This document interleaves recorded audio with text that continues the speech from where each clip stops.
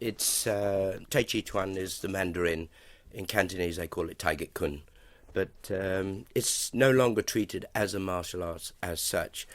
Um, I think there are only two schools now outside of China that are actually teaching it as a means of self-defense.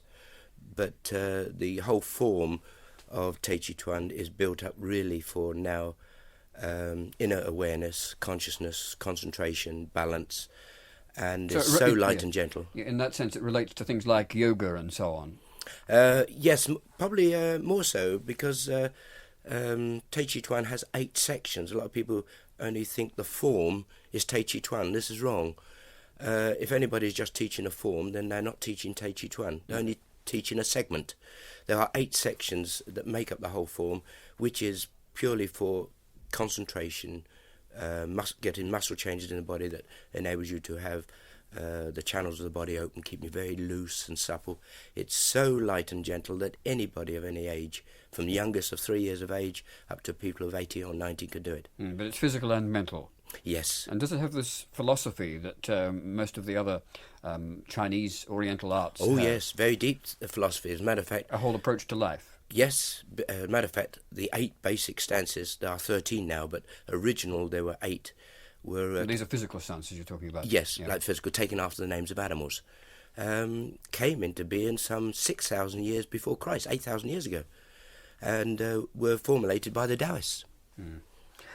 Can you really, through this, cure many diseases? I mean, I know you claim this for yourself, but is it because of Tai Chi Chuan? Yes, Tai Chi Chuan does in itself have great therapeutic means. People who have arthritis will find in actual fact they'll get great benefit from the relief of stiffened joints. It is shouldn't be put under the same category as Kung Fu or anything like this. It is very, very light and gentle. Some people may have seen pictures of the Chinese doing it in the parks, old men and women just going through these very slow, gentle movements. And it is this that has this therapeutic side of very gentle exercising without trying to gain muscular strength or dynamic power, but utilising the natural energies of the body. And so it's the exercise of these gentle physical movements that in fact can help you when you have, for instance, things like arthritis. Oh yes, But it high comes from blood inside pressure. yourself, doesn't it? Yes, it does. Literally, although it is a physical external art from when you are seeing it done, literally the person actually doing it is doing it an internal means of concentration, stability, control. All these, in actual fact, is done inwardly. The external is purely a means to obtain the internal. Yeah.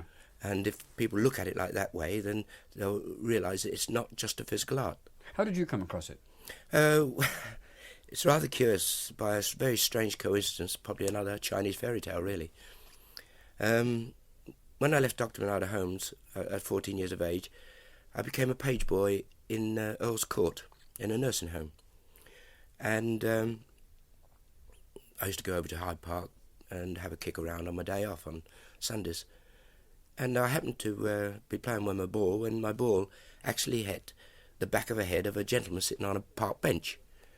Who was doing these gentle movements? No, he was sitting there, just sitting there very quietly.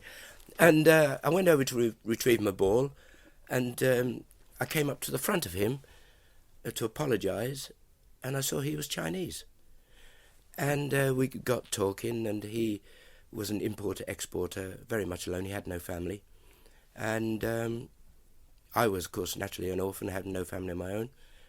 And the friendship gradually grew and grew, until eventually, in fact, after many meetings, he invited me to his club in Holborn, Red Lion Square, which he had a little club meeting 3-4 times a week. And from then on, I practiced under him almost continuously. And I suppose, like all the Oriental arts, it has a very, very long history. Oh, yes. The particular style that Chan Li practiced and him and his family go back 3,000-4,000 years BC. I know many of our listeners would like to put questions to you about Tai Chi Chuan, and you can phone in on 353-8111 and talk to Cliff Soo, who's with us through until about 12 o'clock. 353-8111. We mentioned this business about rheumatism and so on a moment ago. What does the medical profession think about all that? Well, it doesn't clash with anything. If anybody has any doubt at all, then they should go naturally to their own doctor. Yeah. See, I've read all sorts of stories about how wonderful it all is and how this can be cured and that can be cured. But do you actually claim yourself to be able to cure somebody else? Well, I've actually claimed I've cured thousands. Still, let me put it this way. I don't cure them. I give them the means of curing themselves. Yeah. So the medical profession has got no argument with you, but it might very well have an argument with individuals curing themselves and find it mystifying, at least. Well, yes, but I mean, let's face it, there are many herbal therapies, there are many health stores who sell herbs, there are many people who, in fact, homeopathy, isn't it? There's one over here that do health cures. So this is just another thing that the medical profession has got to contend with. Well, it's another thing that the medical profession should have contended with, 180 years ago when they first started? Because we've been in existence now 8,000 years. Yeah. Herbal therapy in China goes back 7,000 years before Christ. Yes, but if all these things had been all that effective, we wouldn't have needed a medical profession. So obviously it's not the be-all and end-all, is it? No, but in actual fact, you haven't got anybody in China suffering all that much from arthritis. And cancer is hardly known in China. You say some rather extraordinary things. I've been reading about you, and you say that women should take over the world. What do you mean by that, and why do you think women should take over the world? Well, I won't say I should think they should take over the world. They will take over the world. Within 200 years, women in actual fact will be having most of the key jobs throughout the world. They are mentally, physically and spiritually stronger than men. They're more perceptive. There are more women mediums and clairvoyants. They are spiritually stronger. And if a man was wise, he would take his wife's advice on many things, because women are very perceptive indeed. And they are, people don't realise it, they are physically stronger too. Women live older than men.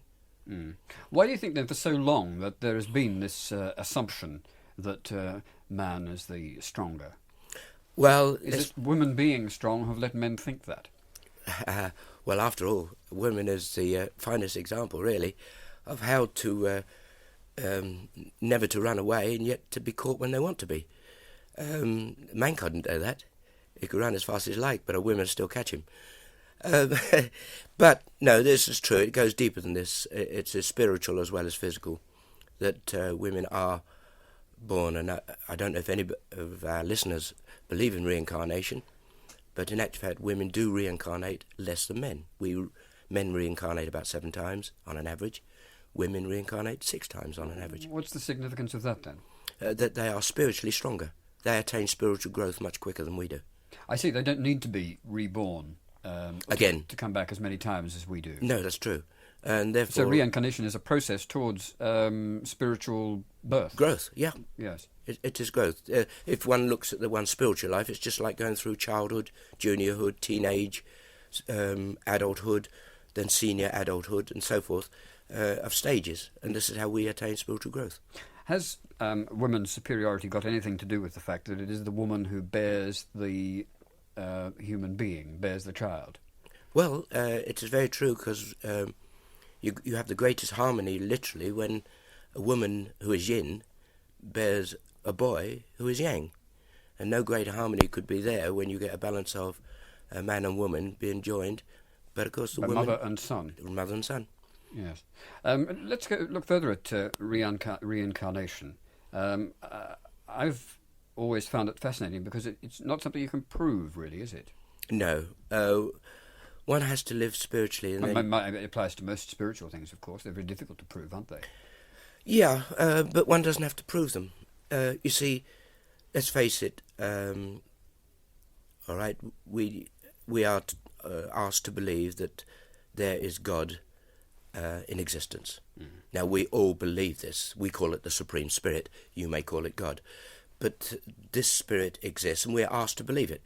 Now, the Taoists, of which I am, not only believe in it, we in actual fact live according to the rules of the universe, and you can see it going on every day of your life.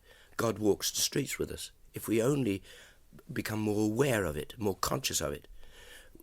We see the miracles that happen in the streets every day of our lives, and not just only in the Bible. Believing in a superior being is a need in us, isn't it? It's a need to actually believe that we are not just something that's going to be here for a limited time, that there is something greater than that. Far greater than us. Something that in fact created what we are. Yes, and I think most people believe this. Most people believe inside themselves that God does exist. Yeah, isn't that because we just simply can't accept ourselves in isolation? Well, I think most of us really realise just how puny we are. That what is the use of us living on this earth for so many years, then dying at the end of it, and nothing gained? Also, what use, though, is, to me, as an individual in this existence now, what good is reincarnation if I'm not able to appreciate it when it happens? See, when I come back in this next life, I'm not going to know, I'm not going to be able to, surely, remember the experience of this existence. You don't have to remember it, because after all, spiritual growth is just an expansion of your true self, which is your spiritual life. See, if I believed that I was going to be reincarnated, I would be less unhappy about the idea of ending this life. I've got this sort of thing that I want to live forever because life is such a good thing. I know, it's I'd marvellous. rather not it end, you see. I know, well, it's marvellous, but the preparation and the work and the good deeds and the good thoughts that emanate from you in this life is the foundations for your next one. But remember this, your spiritual life does not end when you die here on earth and does not begin when you're born in a baby. Your spiritual growth goes on and on. And so there's no beginning and end to that. It's just continuous growth. So the object and the lesson that everybody should do is what we believe in the Taoism. Do good, think good, help and serve other people all the time, and never hinder, harass or harm anybody. And in living to this code, we in actual fact learn to help everybody, and so doing we help our own spiritual growth every day. So the life we lead now is the foundations that we're going to probably reach higher realms in our next life. Are we reincarnated as a person, or could we come back as a frog or something? No, we do not. Animals and trees are of what we know as the lower parts of nature. Man comes back as man in his reincarnation.